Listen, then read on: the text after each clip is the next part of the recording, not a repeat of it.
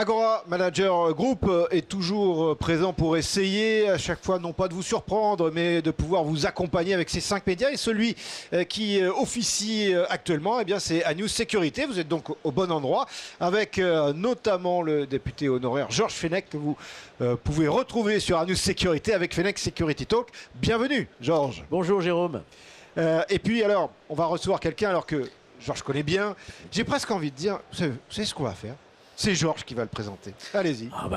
Michael Paco, d'abord, c'est un ami. D'abord, je l'ai vu grandir en politique et il a fait pas à pas ce qu'il avait compris dans une ville comme Mions, 15 000 habitants, dans l'Est lyonnais, avec les problématiques de l'Est lyonnais dont il va nous parler, et qui, alors ça c'est à lui à nous le dire, qui a la fibre de la sécurité civile des sapeurs-pompiers. Michael, vous avez un rôle important. J'ai un rôle important. Déjà, merci de m'avoir invité. Je suis effectivement Georges, tu m'as connu petit. Bien sûr. Tu l'as dit. Et je suis, oui, pompier professionnel et volontaire. Donc pompier volontaire depuis 25 ans et pompier professionnel depuis 22 ans sur le territoire de Lyon, dans une caserne qui est assez active à Saint-Priest et qui a toutes ces banlieues connues, Lyon 8e, Vénissieux, etc. Donc avec beaucoup d'interventions. Et tu l'as rappelé, j'ai la fibre sécurité civile et je suis tombé dedans quand j'étais tout petit. Voilà. Et ce qui l'a amené à le service de l'intérêt général, de rentrer dans une équipe municipale et d'aujourd'hui d'être le maire de cette ville importante qui est la deuxième ville en nombre d'habitants de la circonscription. C'est ça. Mions, 15 000 habitants. Donc, alors justement, je vais garder cette expression, cette métaphore de vous êtes rentré dans une équipe. Oui. À partir du principe que c'est une équipe de football. Maintenant, vous en êtes l'entraîneur en chef, l'entraîneur principal. Souvent, on dit que la défense sert à sécuriser. Est-ce que pour vous, le continuum de sécurité, justement, c'est quelque chose qui fait sens, qui a fait sens, qui doit faire sens? Ça fait sens, ça a fait sens et ça doit faire sens. Vous avez complètement raison et on doit tous, avec nos responsabilités, le public, le privé, être ensemble, s'allier pour justement faire plus de prévention et encore plus de sécurité pour la population. On l'a vu encore hier, le sondage pour les municipales, c'est la sécurité en premier. Nous, ça fait des années qu'avec Georges, on l'a compris, qu'il fallait agir pour cette sécurité et travailler avec tout le monde autour de la table. Parce que les pouvoirs publics, sans le privé, c'est pas possible. Les nouvelles technologies, il y a des choses à apporter énormément. Nouvelles technologies, par exemple, vous y intéressez. Oui. Je parle de l'IA, la vidéoprotection, et après, Georges, j'ai des questions là-dessus à vous poser. Mais ça, c'est des choses, vous faites appel au marché public pour que vous permettiez à des entreprises privées de venir en soutien, en collaboration. Bien sûr, parce que les services de l'État n'ont pas forcément toujours la réponse, c'est plutôt la réglementation. Nous, on travaille avec une société privée pour notre centre de supervision urbain et qui vient nous emmener toutes ces nouvelles technologies. On respecte le cadre légal, mais voilà, on a forcément besoin de ces sociétés pour aider les collectivités comme la nôtre, une collectivité comme la nôtre, avec une mutualisation du centre de supervision urbain à 535 caméras, 28 écrans. Donc on est sur quelque chose d'assez gros dans mon territoire. J'ai réussi à emmener 4 autres communes du département du Rhône pour créer vraiment un continuum de sécurité sur notre territoire. Un centre exceptionnel que j'ai eu l'occasion d'inaugurer à l'époque, avec Michael notamment. Donc la question que je pose aujourd'hui au maire de Mions, qu'est-ce que le maire de Mions attend aujourd'hui du projet de loi sur les polices municipales en termes d'attribution nouvelle, juridique d'abord, capacité de contrôler, capacité de fouiller un véhicule, de constater quelques infractions comme la consommation de stupes. Est-ce que vous pensez que c'est un projet qui va dans le bon sens? J'y ai contribué, j'avais fait 51 propositions. Il y en a quelques-unes qui ont été retenues, mais on a peut-être été beaucoup à faire ces propositions-là. Les AFD en faisaient forcément... les AFD c'est les amendes forfaitaires délictuelles.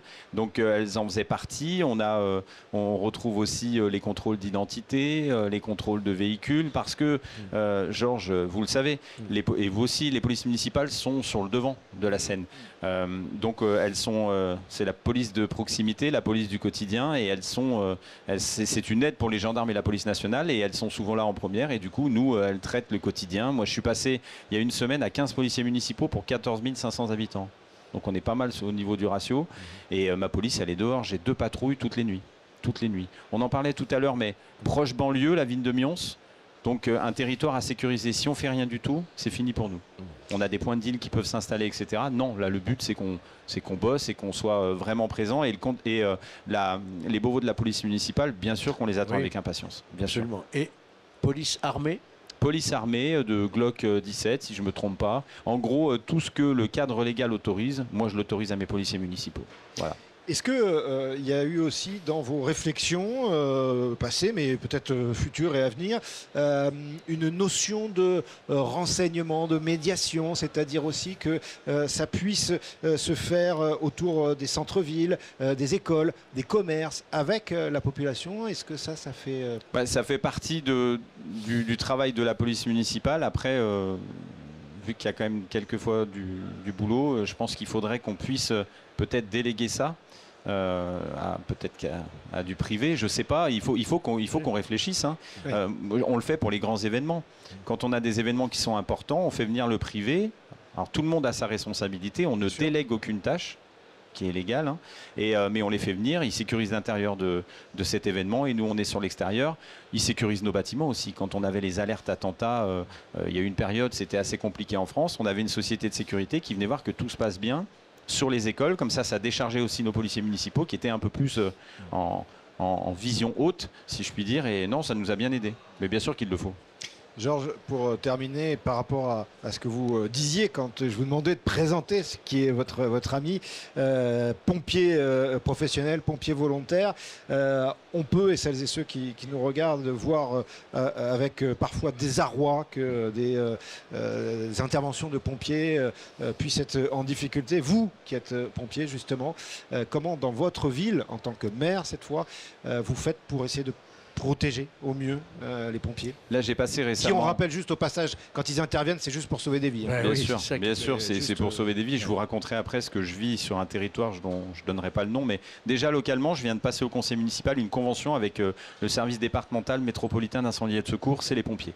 Le fait de les sécuriser en intervention, ma police, quand ils sont en intervention, elle est prévenue, elle y va. Les caméras aussi. Donc tout ça, en fait, on a signé une convention pour dire, voilà, quand les pompiers sortent, quand c'est un peu craignos, nos policiers municipaux sont forcément là. Donc déjà, localement, on peut faire beaucoup de choses. Ensuite, pour la petite histoire, dans un territoire connu par beaucoup, moi, je me suis retrouvé en intervention, je n'ai pas peur de le dire, à arriver avec mon équipage, devoir éteindre mes gyrophares en dessous de la barre d'immeuble, donner mon téléx d'intervention à la personne qui se levait de sa chaise. La personne me donnait l'autorisation ou non de monter dans le bâtiment. C'est du vécu, c'est du réel, je ne mens pas. Ça arrive encore. Un checkpoint, quoi. Un checkpoint, voilà. Vous y allez, c'est chez machin, ok, vous prenez l'ascenseur. J'arrive devant l'ascenseur, plus de porte. Donc je retourne le voir, je lui dis, chef, il n'y a plus de porte, moi je ne prends pas l'ascenseur. Oh, tu fais chier. Ben alors je suis monté par les escaliers, mais avant il a prévenu le gars qui vendait au 6e étage tout son attirail pour que nous on puisse monter. On a vite pris la personne, descendu dans l'ambulance et on est parti. Ça c'est les territoires perdus de la République. Et ça arrive, c'est la réalité. Et c'est mon job au quotidien. Je suis encore pompier à 70%, je suis adjudant-chef, donc je suis dans la réalité parce que je fais des interventions. Et ça c'est du vécu. Et je pourrais vous en raconter encore beaucoup de choses hallucinantes sur ce que vivent les pompiers. Alors c'est pas tous les jours, mais c'est souvent. Témoignage poignant. Ouais, poignant, bouleversant. Alors, pas inquiétant parce qu'on a senti, monsieur le maire, pour conclure, que vous aviez la volonté, comme d'autres aussi, de continuer, de ne pas lâcher. Mais en tous les cas, Georges, ça aurait été un plaisir de pouvoir recevoir Michael Paco. Oui, je suis d'autant plus heureux que je suis un peu quelque part pour ça que je dis de son engagement politique. Bien sûr. Et voilà, on se dit, le résultat, il est là. La volonté, l'engagement et la cheville au corps, la notion de service de nos concitoyens. Bien sûr. C'est ce que Michael a toujours démontré et aujourd'hui, il est à la tête d'une commune importante et on lui souhaite le meilleur pour 2026. On va espérer, mais on se donne les moyens. Moi, je pars du principe que la sécurité, c'est la première des libertés. Pour vous, je sais que c'est ça aussi. Je veux que mes filles puissent se promener sans avoir de problème, que ma mère aille à la grande surface sans se faire arracher sa chaîne. En fait, je ne suis pas dans le monde des bisounours, mais je veux que que ça aille bien pour tout le monde. Et c'est à nous, maires, de faire le maximum pour que le risque zéro, on essaye de le laisser au risque zéro. Je sais que ça n'arrive pas, mais voilà, il faut se donner les moyens. Et puis si on a la sécurité, la France, moi c'est mon pays, et je veux pas que ça parte mauvais. Donc je me donne les moyens et je me bats au quotidien. Pour conclure sur la métaphore que j'avais utilisée en début de cette émission, on sent que les matchs, vous voulez les gagner avec votre équipe, que vous en avez déjà gagné beaucoup. Il y a peut-être certains matchs que vous faites match nul pour l'instant, mais en tous les cas, on vous souhaite d'en gagner encore beaucoup des matchs, parce que l'énoncé de vos propos, on se dit que là, il y a une direction, voilà, une vision qui est donnée. Merci beaucoup. Merci beaucoup de m'avoir reçu. Merci. Merci à vous d'avoir été avec nous sur ANews Sécurité. N'oubliez pas, Agora Manager Group, eh bien, c'est 5 médias pour vous informer de manière diverse et variée. À bientôt.